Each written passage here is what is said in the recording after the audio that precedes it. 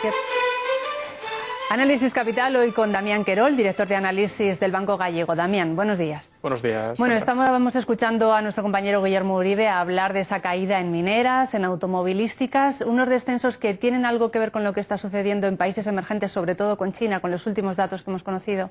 Sí, efectivamente, los mercados emergentes empiezan a dar muestras de cierta ralentización, como mínimo en el corto plazo. Hoy, por ejemplo, la producción de acero en China, que ha sido flat, ha sido plana respecto al año anterior, con lo cual es un dato bastante significativo. Es cierto que se están viendo penalizadas por el mal comportamiento de Europa, por ejemplo, en cuanto a sus exportaciones. Ya vimos también el dato en China en el último mes de déficit comercial, es decir, importaron más de lo que exportaron al resto del mundo, también por economía interna, por mayor consumo, etcétera.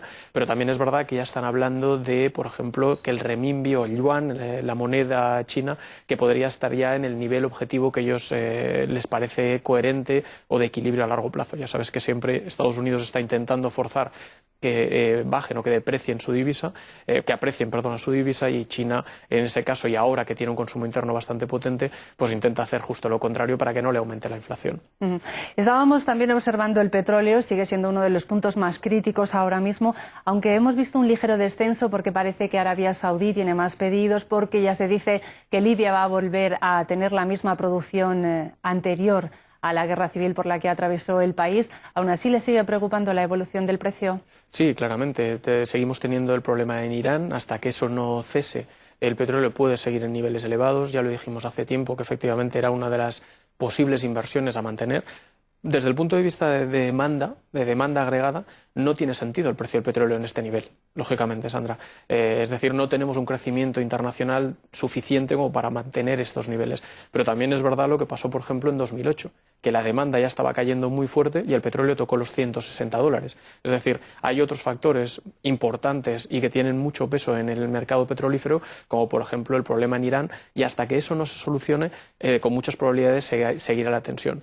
Que hay formas de ralentizarlo, como por ejemplo que Arabia Saudí efectivamente haya dicho que abrirá pozos de petróleo que tiene paralizados y que no eran quizás tan rentables, y ahora con estos precios sí que lo son, que sigue teniendo demanda, que intentará aumentar las exportaciones, lógicamente, para frenar esas alzas, pero efectivamente un shock en un momento determinado por algún problema con Irán podría seguir perfectamente presionando al alza. Con lo cual, y eso, enlazándolo con la pregunta anterior, Sandra, si me permites, en cuanto a los emergentes, eso tiene muchísimo impacto, muchísima influencia, porque si China empieza a ralentizar la producción de acero y, por tanto, la producción de automóviles, etcétera, etcétera, y por otra parte tenemos precios del petróleo al alza en economías que además son muy sensibles al precio del petróleo, es decir, sus precios aumentan o disminuyen muy rápidamente respecto a los precios del petróleo, tenemos efectos como, por ejemplo, el de India.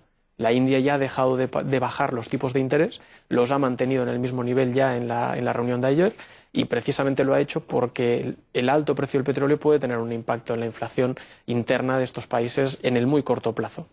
También vamos a acercarnos un poquito más. Hoy tenemos subasta aquí de letras a 12 y a 18 meses, en Grecia también, de bonos a 3 meses, ahí es a muchísimo más corto plazo. ¿Qué esperamos de la subasta, sobre todo de la española? Bueno, será una buena subasta. La parte corta de la curva está prácticamente en mínimos de los últimos meses.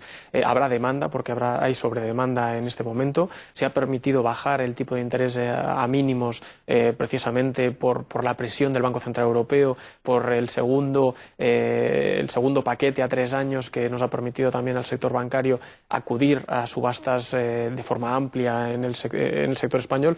También es verdad que a partir de este fin de semana es una fecha importante.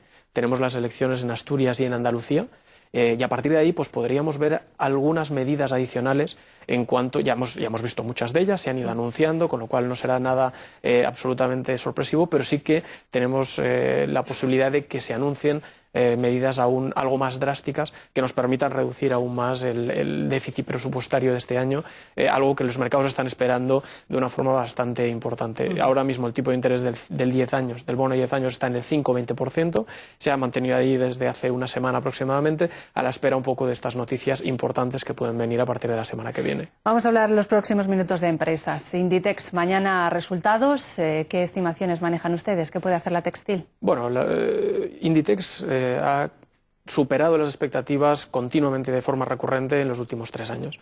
Es decir, no solo en nuevas aperturas, que es muy capaz, y ayer vimos, o esta semana vimos la nueva apertura en la Quinta Avenida, en el 666 de la Quinta Avenida, una tienda que además cambia el concepto, etcétera. Nosotros, lógicamente, es una empresa que creemos que sigue teniendo recorrido. Lógicamente, después de las fuertes alzas que ha tenido, pues estaríamos hablando de 73,7 euros aproximadamente, desde 71 que cotizaba aproximadamente. Es decir, sigue teniendo recorrido, pero lógicamente con menor posibilidad. Es verdad que las ventas de la semana pasada de H&M fueron realmente bastante buenas, cuando el consenso esperaba que fueran peores, con lo cual también impulsó la cotización de Inditex a estos niveles, superando ya los 70 euros, y por tanto es una empresa que creemos que mañana también podría superar hasta el consenso de mercado en cuanto a beneficios después de impuestos. Quizás las ventas estarán algo más ajustadas. Nos queda muy poquito tiempo, pero me gustaría comentar, aunque sea brevemente, el megadividendo de Apple, o no sé cómo llamarle. ¿Qué le parece? Es sorprendente, ¿no? Bueno, en algún momento tenían que hacer algo con los 74.000 millones de dólares que tienen en su caja. En la caja tienen 74.000 millones. Es decir, que hasta el propio gobierno de Estados Unidos está bastante interesado, porque fueron de los mayores compradores de bonos norteamericanos en los últimos años. Apple, con sus innovaciones, ha conseguido un flujo de caja realmente importante, y algo tenía que hacer con él para...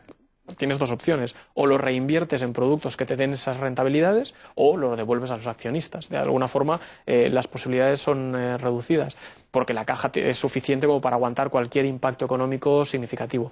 Sí que es verdad, Sandra, que debemos tener en cuenta que Apple ha tenido un recorrido espectacular de 500 a 600 dólares en muy poco tiempo. La mayoría de hedge funds están muy invertidos en esta empresa, con lo cual empezaríamos a ser cautos. Es decir, sigue siendo una gran empresa con buen recorrido, pero mucho cuidado en ese sentido a corto plazo. Damián Quero, el director de análisis de Banco Gallego. Muchísimas gracias, como siempre, y hasta la próxima. Gracias a vosotros, un placer.